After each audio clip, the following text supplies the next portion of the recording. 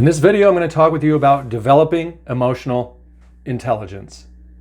Emotional intelligence is way up there in one of the easy skills that we can have in our favor so that we can live a quality life.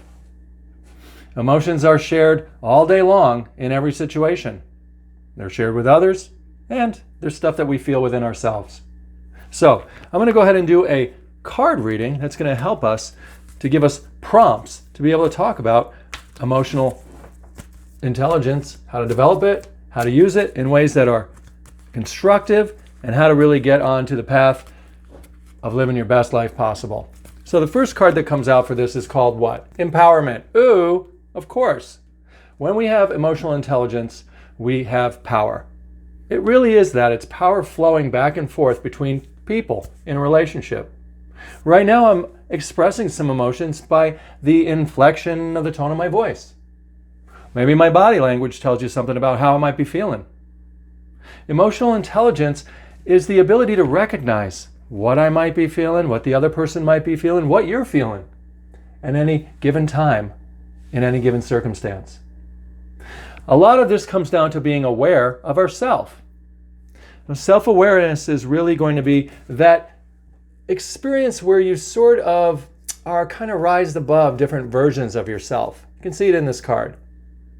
So here you are as this observer or this awareness, this watcher, this you of you.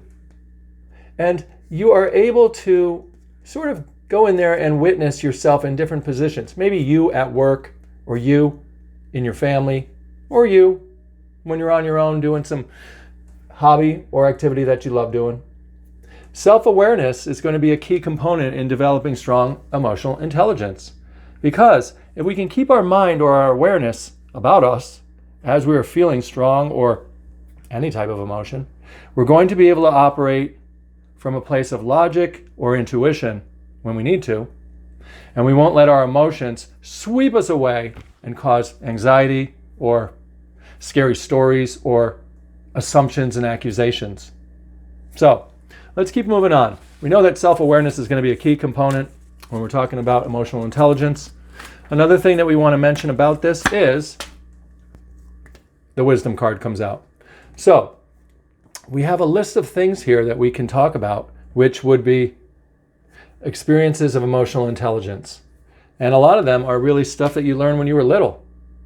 You know, when you're hungry, eat. When you're tired, sleep.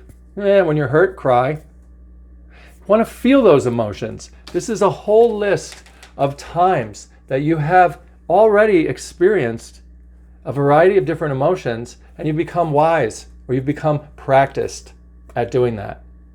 So just know that if you've had a wide range of emotional experiences, so have people around you.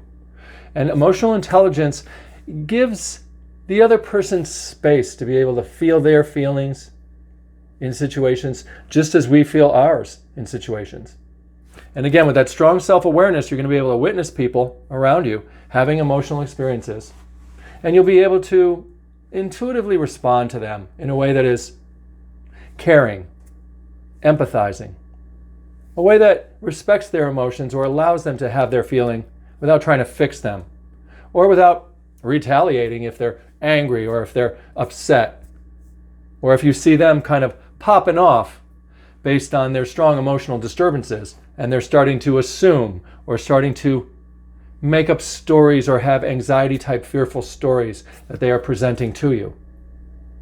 In those situations, you want to relax, stay calm, stay self-aware, so that you're going to be able to handle what's going on, these ups and downs of emotional varieties that we all face in different situations, especially when under stress or when we're concerned or when it's a delicate issue.